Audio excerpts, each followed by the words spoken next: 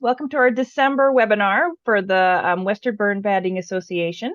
Tonight, Jason Kidding will be our speaker, and he'll be talking about Rosy-Finches. So settle in and enjoy that. Jason's a student at the University of New Mexico and a bander at the Rio Grande Bird Research in central New Mexico. He became interested in birds as a teenager when he started volunteering at a wildlife rehab center, which quickly led him into birding and then into bird banding. He's been banding for 12 years now, and mainly in New Mexico, but also in Arizona, Virginia, and Belize. He's now on the board of the Rio Grande Bird Research and also WEBA, and is one of the leads on the New Mexico Rosy-Finch project. So he will be talking to us today, and I am going to turn everything on over to Jason. And so we'll have our discussion, and then afterwards, if anyone has questions, that's great, and we'll go from there. Jason, it is all yours. Thank you. Well, hello, as Danny said, my name is Jason Kidding and I'm with Rio Grande Bird Research. So let me just share my screen. Okay, can everyone see that? Yep. Okay, great. So I'll go ahead and get started. So as I said, I'm here to talk to you about the Rosy-Finches of New Mexico, or more specifically, the Sandia Mountain Rosy-Finch project, which if you actually look at our dates, we started in January of 2004. So we are very quickly coming up on our 20th anniversary.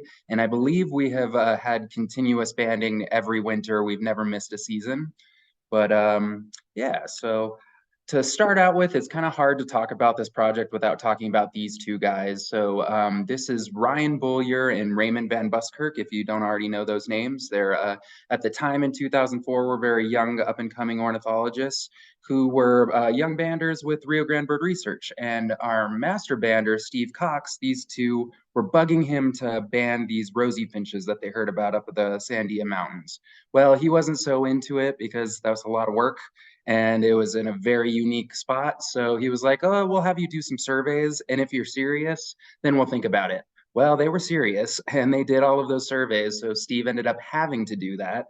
And it got so involved in his life. This is Steve, and he actually has him tattooed on his arm now. That's a black Rosy-Finch. He's actually added to his little flock now.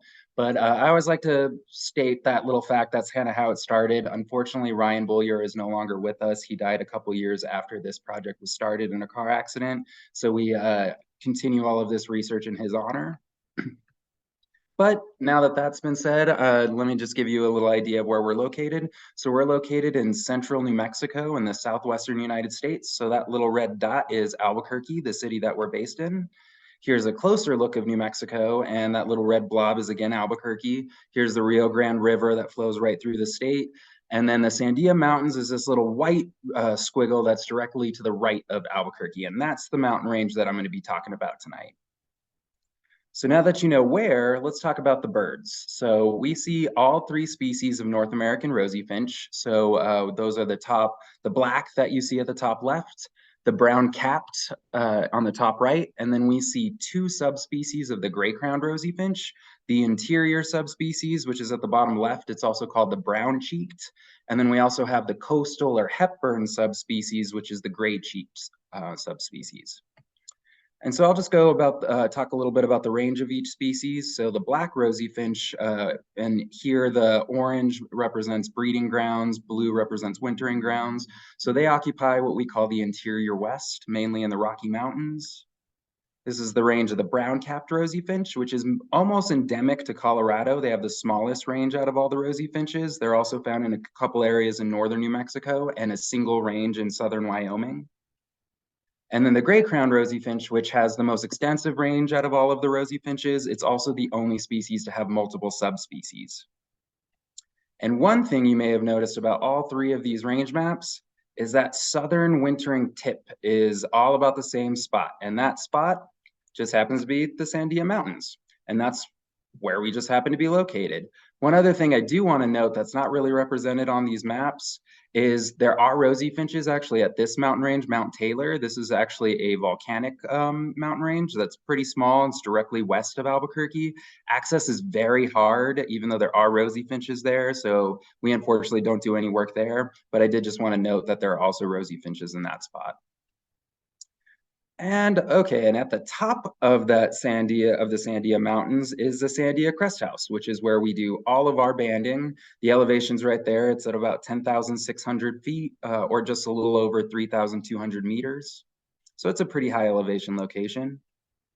And then this is one of the views from that house. So I used to say that we were definitely the cushiest Rosy Finch banders out there. Not only did we have amazing views like this, and we could drive all the way to the top of a mountain on a very well-maintained road, we also could band birds right next to a cafe. So it may be negative 30 degrees outside, but we were inside banding in the warmth next to drinking coffee and eating burgers. But unfortunately, the times do change, and ownership of the Crest House has changed a few times, which oftentimes we end up getting kicked out temporarily.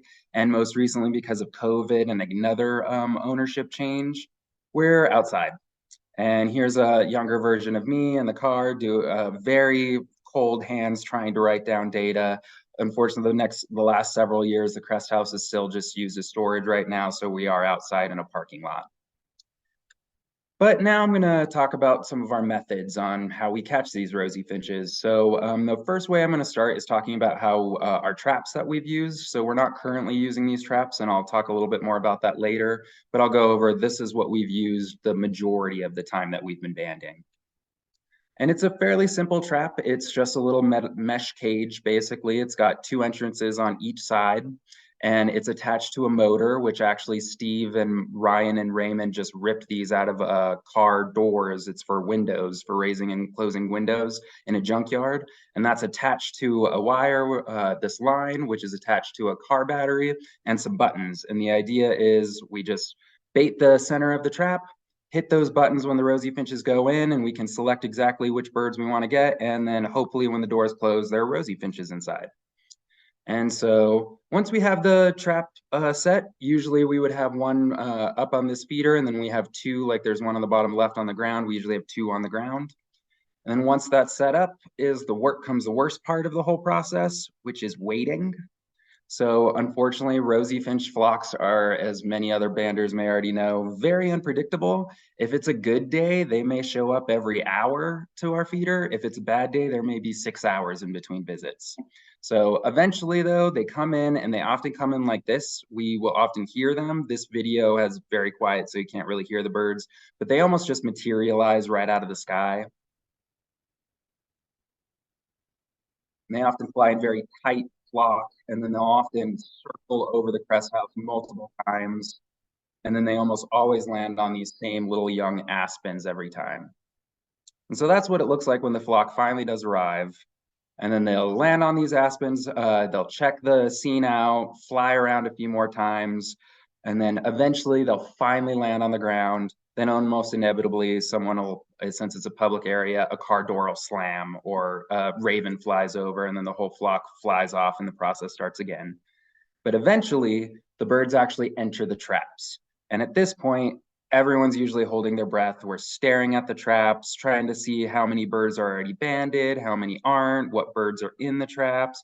And eventually, the buttons get hit, the flock flies up, and then we're all staring at the traps, and we will catch between 0 and maybe 40 rosy finches, assuming the doors actually worked.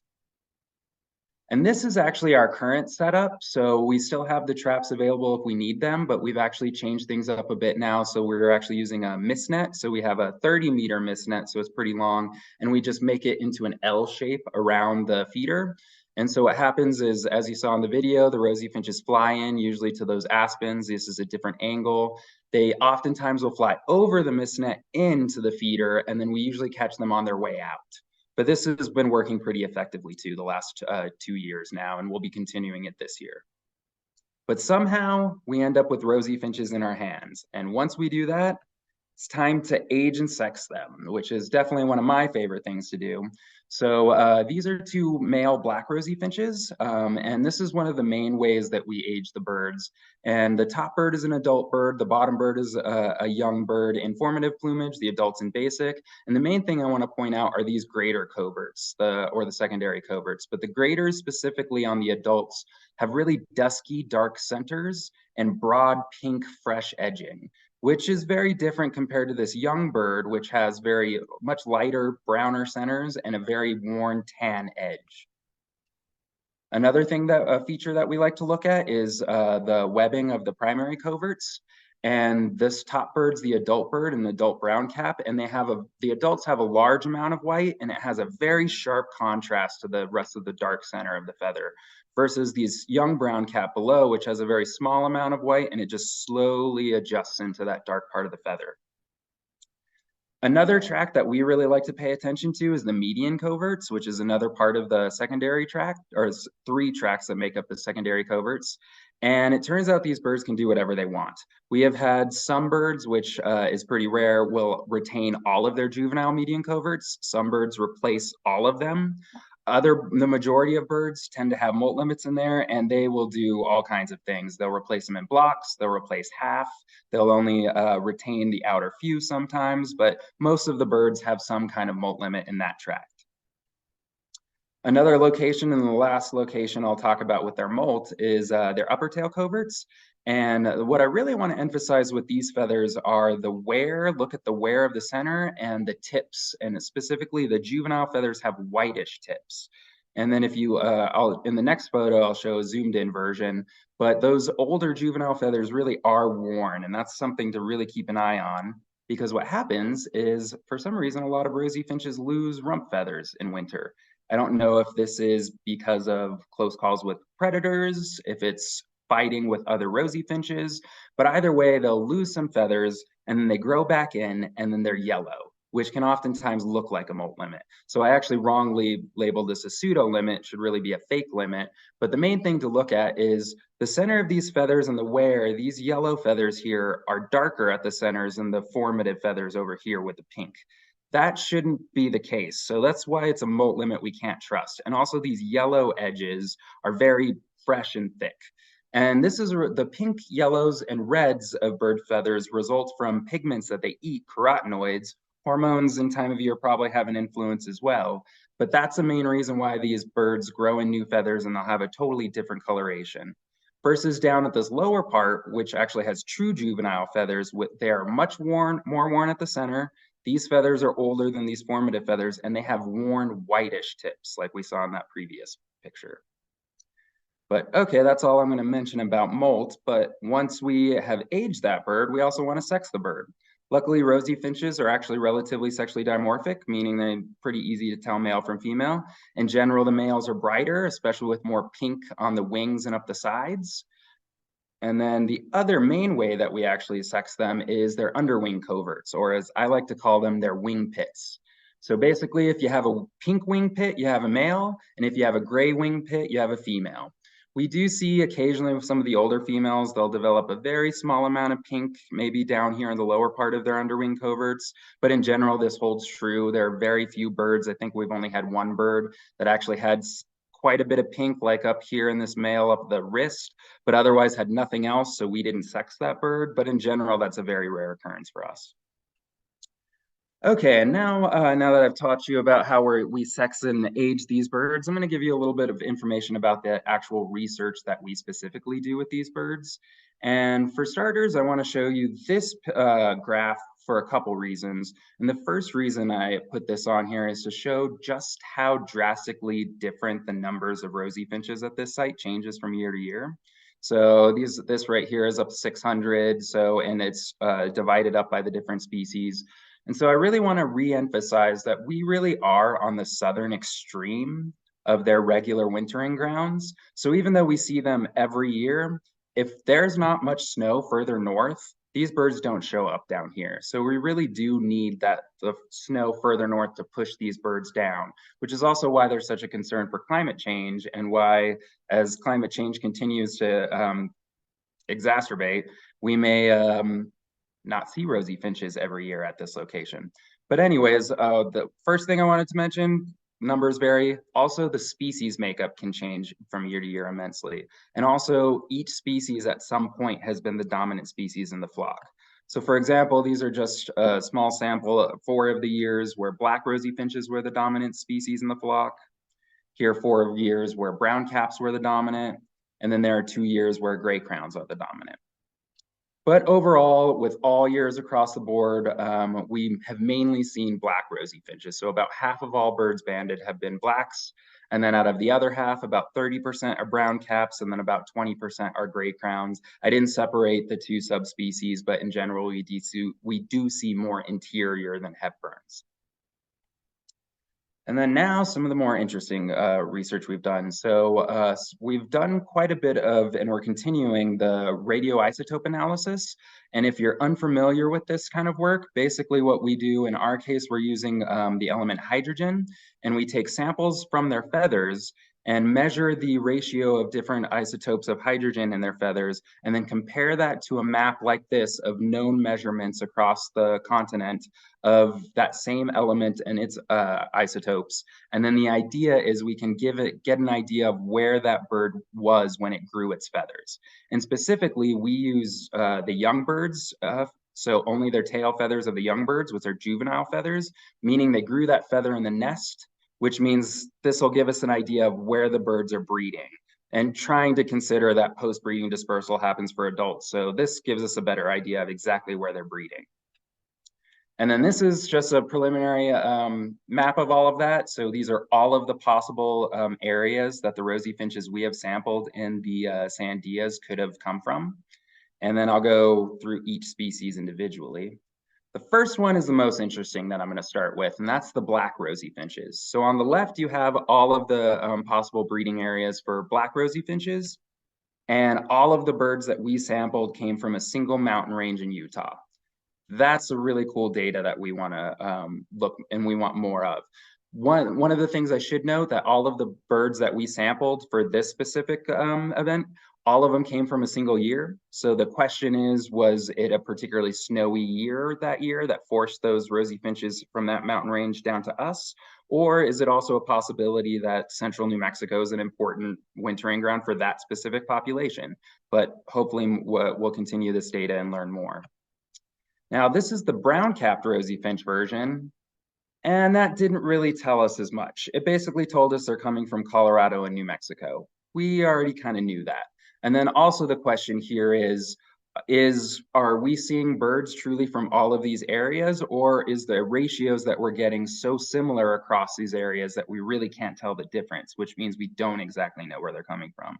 It's possible that all of our brown-capped rosy finches are coming from Southwest Colorado, but when we're taking the signature, it might mean we're seeing it above all across this area. But more study is needed again, and hopefully we'll figure out a little bit more of this as we sample more and more.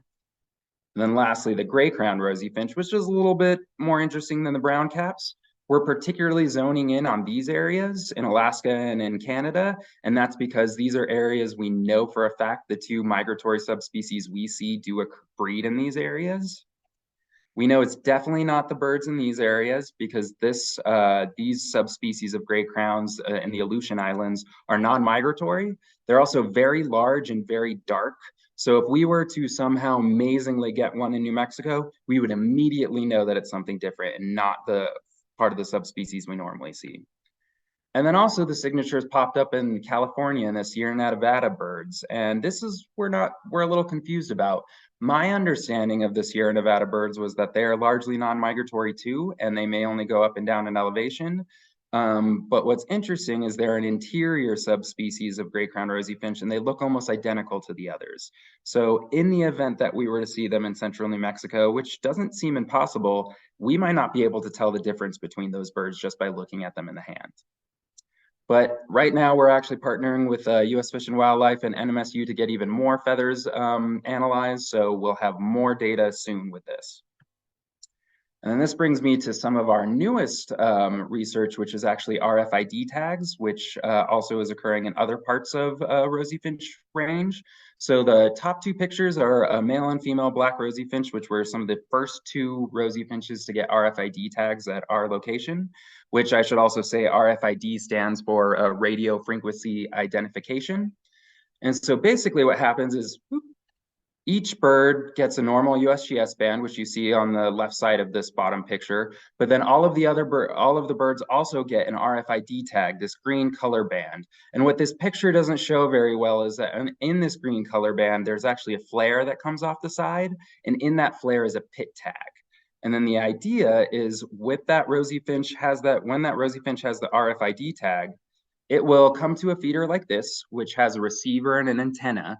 And when that bird lands on this feeder, it will get near one of this antennas to eat. And that antenna picks up on that pit tag and then records that exact number, which is then tied to a band number and an age and sex, and that way of that bird.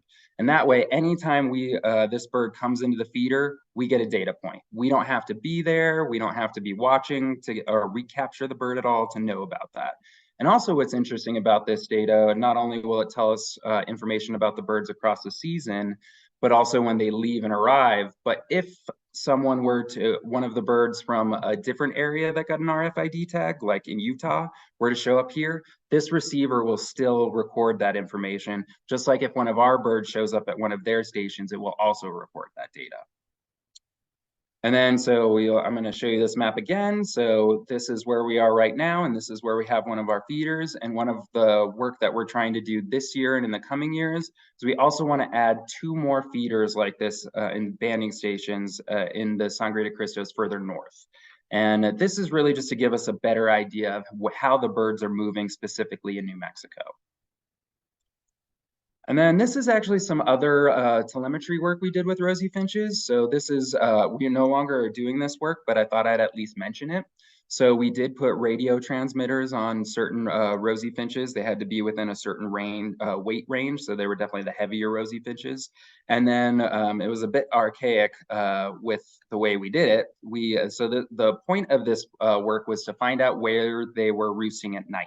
So we put the radio transmitters on, and then the horrible, crazy volunteers, us, had to go out in the snowy mountains in the middle of the night and try and triangulate and figure out where these birds were roosting. And what we found out was, so this location right here is about where the Sandia crest house is. So that's where we're banding the birds. And at least during the first several years we did this work, they were using the northern west-facing slopes, what we refer to as the shield and the needle, to roost. And it really seems like these birds like to take advantage of the west-facing slopes that warm up in the afternoon sun in order to get through these extremely cold nights that can easily get into the negatives during winter.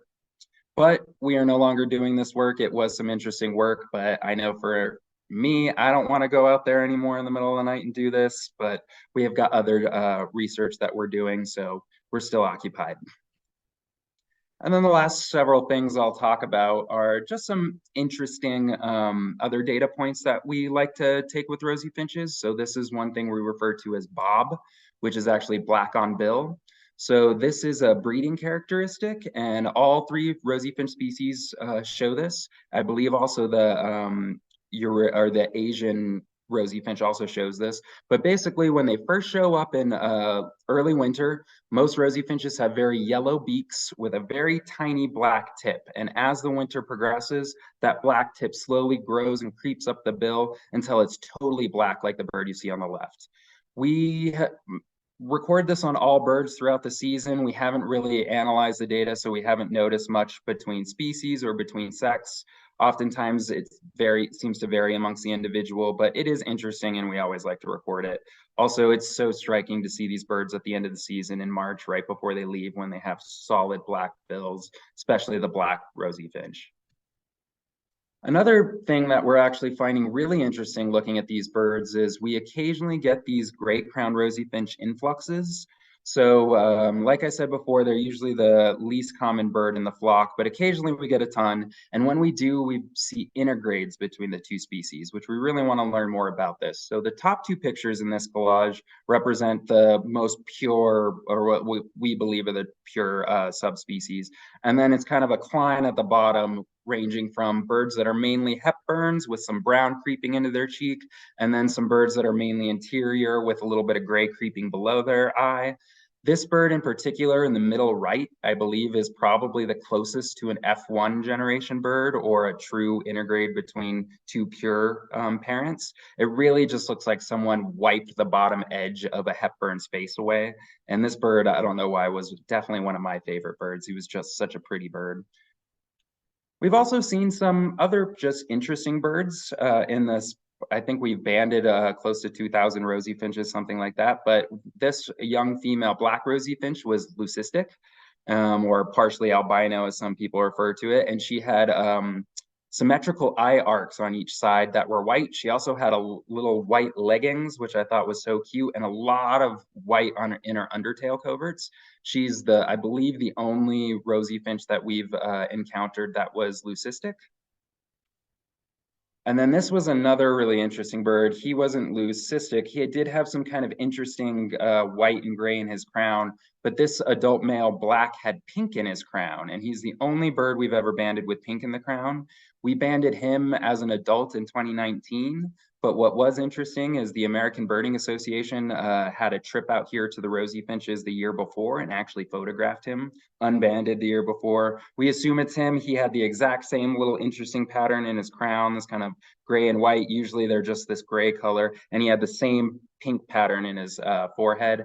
I've seen one other picture of a gray crown Rosy-Finch with pink in his crown in Colorado, but we have never encountered it besides this bird. And then also, especially because we have mist nets now, we get quite a bit of bycatch. And these are some of the species that we do catch. And we band anything that we catch. And we definitely have a lot more fun with bycatch.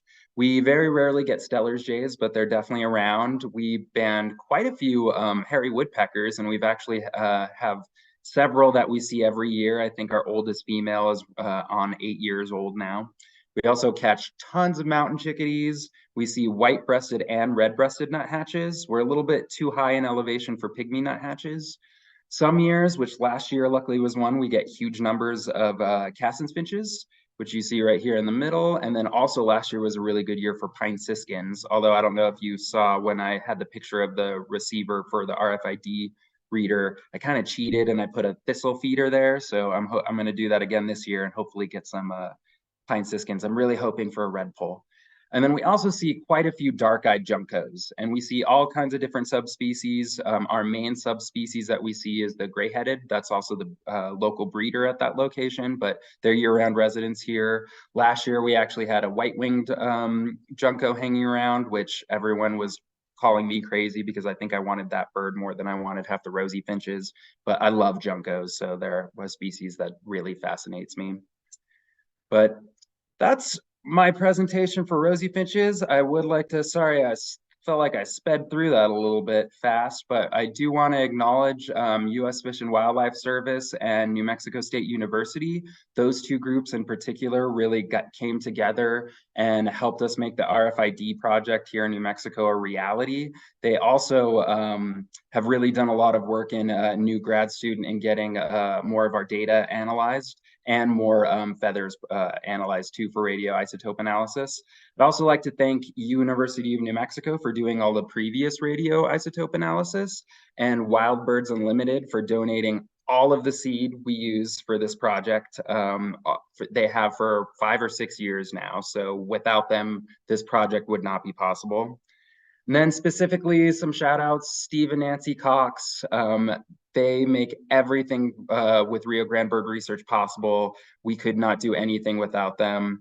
Corey Borgman with U.S. Fish and Wildlife Service, she in particular designed our RFID reader and troubleshooted it. I don't know how many times last year I ended up at her house bringing that feeder and she wanted to just destroy it. Also, our biggest problem, Abert squirrels. Squirrels were mine or her worst enemy all of last year. Hopefully we have that problem solved. And then the Rio Grande Bird Research Team, all of long hours of volunteer work for all of these many years. And then the Sandia Crest House for allowing us to band there the many years that we have. And we hope to work with them again soon. And finally, if you want to follow up with more with this project, follow us on Facebook at Rio Grande Bird Research or follow me on Instagram at birdbanderdude_NM. And if you have any questions, I will gladly answer them. So Jason, that was awesome. I have questions, but I'm gonna let other people go first. And so I don't know, can you see who's got their hand up and things like that? If you do, I'll let you handle that. If not, I can do that, or I can read out from the chat. I see one hand up at least. Is it Rishab Ghosh? And I think you're on mute right now. But yeah, thank you. This was fascinating. And I live in San Francisco in California, and I was planning a trip to Sandia Crest to see the rosy finches, and I was just trying to figure out what is a good date and time uh, of day, what's the season? Is it like till early January, or is that Yeah, Yeah, so January and February are definitely the best months to see the rosy finches here. Those are the months where the highest numbers are usually there, and you're most likely to see all three species at that point. They do occur here from usually the end of November through the end of March. Some years they've even stayed as through April and as late as early May, but definitely January and February are the best stays. If you want to see us banding there, we're there every Sunday. Especially from January through March. Usually in the morning, we're usually there from 8 to noon. If they're cooperating, we'll keep going into the afternoon. The Crest House is, even though the Crest House is closed though, the area is open all week. It's open to the public, so people can go there at any time. The feeder is easily accessible from the lower parking lot. So you don't have to be, the banders don't have to be there for people to see, but yeah, in January and February, definitely the best months. and the lower parking lot is the place to go to get Yes, the lower parking lot, the southern end of it, kind of close to the bathrooms, the public bathrooms there. But from that parking lot, you can look up towards the building and see the feeder. Okay, thank you. Do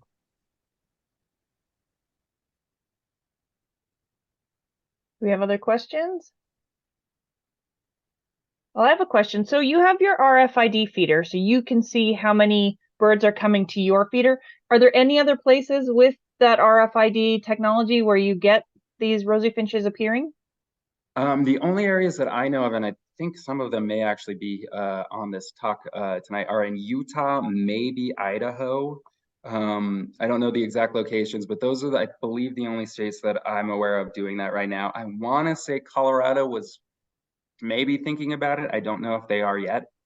But right now we have the only feeder in New Mexico. But this year we're definitely putting some up in Santa Fe, and then I think in the next couple of years we'll have one in Taos. The talk also is at some point to try and make some, even if we're not banding there, have some of these receivers available in Colorado or in other areas, so that we potentially still get data. Awesome. And then have you had any and it's the same question that Vicky just put in. Have you had any of your birds seen or recaptured elsewhere? Yes, and I actually have a couple cool stories about that. So one of our most recent ones, actually, let me take a sip of coffee, sorry. One of our more recent recaptures, one of our birds was a brown-capped rosy finch, was found on the breeding grounds in southern Colorado and southwest Colorado. So when I gave that example, it was actually, we know that some of our birds are breeding in that particular area. I also believe one of our gray crown rosy finches was caught, I want to say in British Columbia somewhere or something like that. One of our other really interesting stories, it wasn't a recapture story, but what happened was we banded a young brown-capped rosy finch at the Sandia Crest. Someone who was a birder had a feeder up in Taos in northern New Mexico and took a picture of that bird. And the picture was just perfect and well enough that we could see the majority of the band number. And there was only one brown cap rosy finch that it could have possibly been. And what was very interesting about that, and which kind of showed some weird light on their movements, that rosy finch was banded in December at the Sandia Crest, moved north in the middle of winter to Taos, spent about a month there, and then came back in February, and we recaught that in the Sandia Crest that same year. That's So these crazy. birds are doing weird things. It seems like a lot of waste of energy, but I don't know. It's clearly worth it to them. So the resources that what is like when they're not eating feeder food, what is that they mostly eat? So that's kind of a mystery. I've heard a variety of stuff. In some of the areas, they go after a lot of small grass seeds. So for instance, in our area, before the feeder was a regular spot they would go to, they were mostly seen near meadows, specifically a spot called Kiwanis Meadows. So wherever the snow melts a little bit and grass seeds are available to go after that. We often will see them covered in sap and other stuff. So they'll go after berries, Other small, I was told at one point they'll even go after small insects that are killed on the snow, which makes sense, especially stuff blown up upslope. But those are some of the more natural foods. We actually, there's some talk, I think there's been some research that kind of disproved it, but especially the brown-capped rosy finches breeding in northern New Mexico really relied on breeding, for their breeding at least, insects, mayflies that get swept up slope and get killed by the cold temperatures. But because these high elevation lakes are getting trout introduced to them, the mayfly populations are crashing. And that was actually a major concern, and thought that the brown-capped rosy finches were declining because of that.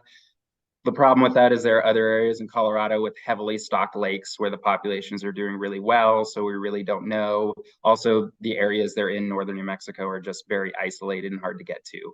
We actually thought they were extirpated for a long time, but recently there was some really hardcore surveys done, and there were some breeding pairs still found in New Mexico. Very cool.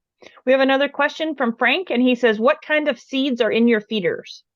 So we specifically, since we are on a national forest, specifically the Cibola National Forest, we have to use the most expensive type of seed.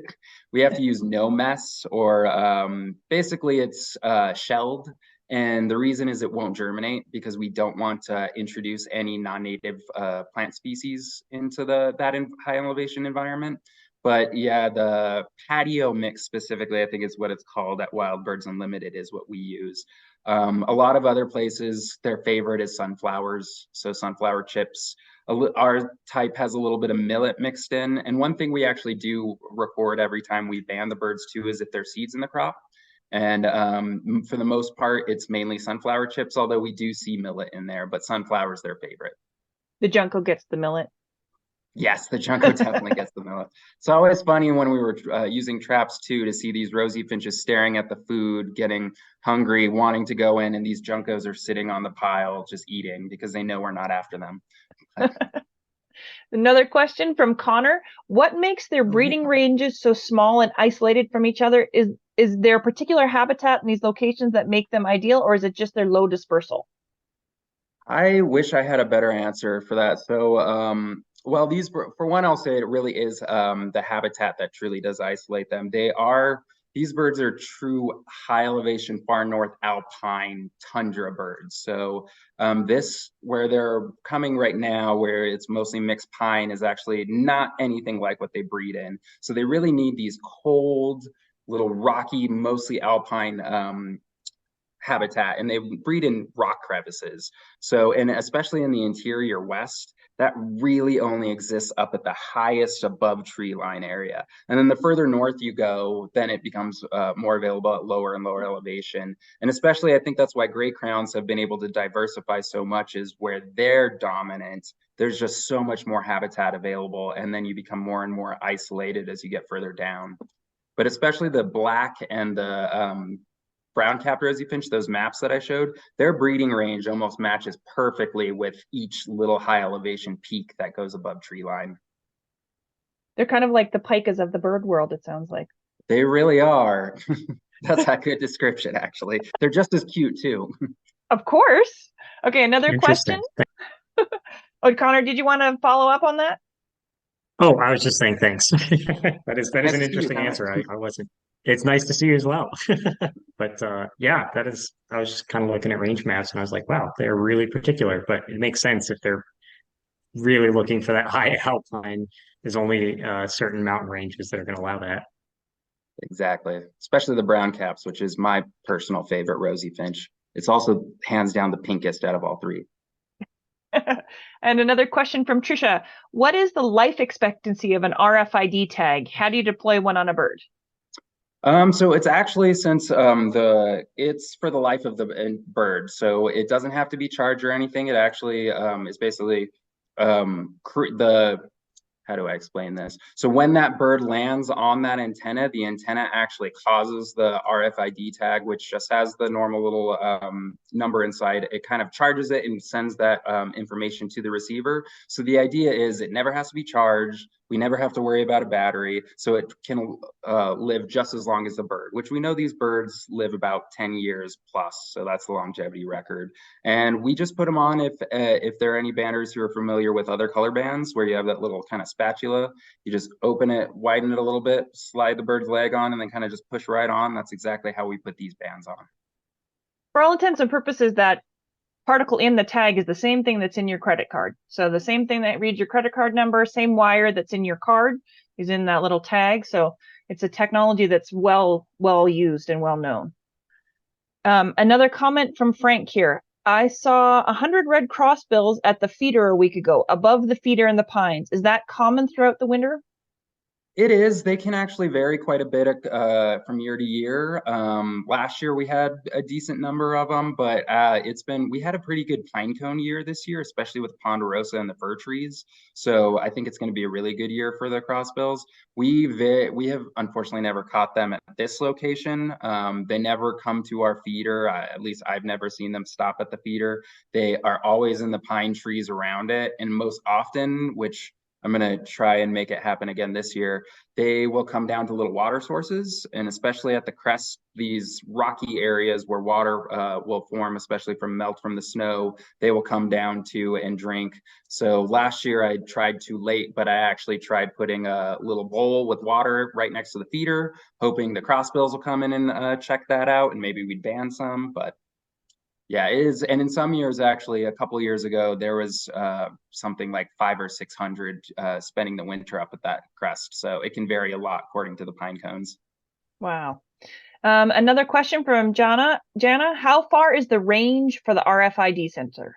Unfortunately, not very large. So those birds really do have to get pretty close to the receiver. I think they have to get within about an inch of that antenna for it to actually record. And then it's pretty quick too, but once the antenna records that pit tag, I think it's less than a second. It's a couple milliseconds where it records that information. It has to reset itself before it's able to record another pit tag, which every now and then is annoying. If one really mean Rosy Finch decides he wants to sit right on that feeder and he has an RFID tag, he'll chase the others around. But there's high turnover rate, and we have enough of the antennas that it really gives a lot of chance to hit as many as possible. Great. Oh, and another question just popped in from Alexandra. Can anyone set up an RFID sensor at a feeder? What's the weirdest, and then this is the second question, and what's the weirdest / most interesting bird you've banded? Ooh, good questions. So as far as I'm aware of, no, you can't really put an RFID sensor at any feeder. I'd actually really would like to, that's kind of in my brain and our brain at Rio Grande Bird Research. We would love to somehow make feeders like this available in other areas of their range to really maximize the chance of not only citizen science, but that we'll actually see where these birds are going. But it is kind of complicated technology. We had to completely design our own, and Corey Borgman with U.S. Fish and Wildlife Service really was the main head for that. So you'd probably have to talk to her more, but unfortunately it's not a very commonly available technology for the public right now, at least. As far as the weirdest, most interesting bird I've banded, ooh, that's probably common loon. We work very closely with the Wildlife Rehab Center, which I originally got started in birds still, and we have banded now 3 common loons that have crash landed in Albuquerque on asphalt or something. They thought they were landing on water. So those have been some of the most interesting, probably. Trying to think what else. A lot of raptors and hummingbirds are always fun, but I think the common loons have definitely been the most interesting. They also have had the most attitude, and I have a scar on my hand from one in particular that I'm very proud of. I'm going to speak on that RFID sensor. Anyone can put those up at a feeder, but as you mentioned, they're not a technology that you can buy off the shelf, but the internet can tell you how to build them. We have people that I know that do this also in Minnesota, and there's a lot of work on chickadees as well. The biggest problem is getting a battery that works through the winter. As you probably know, winter batteries are as tricky. As it gets colder, it sucks all the juice out of the battery. So if you are interested, you can look it up online, and you can look up chickadee work in the Sierras and chickadee work in Minnesota, and there's other people using those same RFID sensors. One thing I might still with our receiver, let me see if I can get to it real quick. Yours was We fancy. have, oh, here we go. This bottom right corner, we actually have ours attached to 2 solar panels. So that's the way we've at least figured out the problem. The only problem is luckily it's windy enough that the snow doesn't usually get too attached to that. The most annoying thing is the rosy finches tend to hang around in all of the birds really closely. So we have to clean the poop off pretty often. So that the solar panels are still exposed to the sun. But that's been our main solution for the battery. Although we also, the receiver, which has the batteries and all of the information in it, we call it the bomb. It really is huge. It's not very aesthetically pleasing, but it's very obvious. But so far, it's been working for us. Awesome. Okay, another one. The questions just keep coming. This is great. What are your thoughts on modus tagging? Ooh, we want to do we want to do it. So we have actually been talking our board on Rio Grande Bird Research and also with again Corey and U.S. Fish and Wildlife Service and Central Technologies and all of them, and they have had a goal of trying to create an I-40 corridor of modus tags, and it just happens that Albuquerque and the Sandia Mountains go right along that corridor. So yes, we are very interested in doing this. We we've talked about it in the past, and in the past 6 months, we've actually gotten our butts in gear and are starting to look into this more, especially after we went to IBOC, the International Bird Observatory Council meeting in Mexico, and talked a lot with them down there. So I think this technology is amazing and we can learn a lot. And I think we can learn a lot about rosy finches and other wintering montane birds through this. So we want to do more, and we want one of those modus stations right up at the Crest House next to us. Awesome. Are there any other questions that are going to come through? Okay, this is great. This has been very informative. It was great talk, Jason. So I just want to thank everybody for coming tonight. And then if anyone wants to be put in for the t-shirt raffle, I've just put the PayPal link in. If you put $5 in the raffle, we can if you put $5 into the PayPal, you can be put in for a raffle for one of the WBBA shirts. And we're always welcoming people as members if you want to be involved in banding and learn more about banding, and just if you are a bander to meet with your peers, we'd love to have you join WBBA. So I'll let you look at the chat, Jason. People are thanking you, but thanks again for everybody for joining us, and I hope you all had a great night. Thanks so much for coming out. And also, if you do have any other questions, feel free to either message the Facebook page or my Instagram page. Both of them, either way, is me. So I will do my best to answer any questions.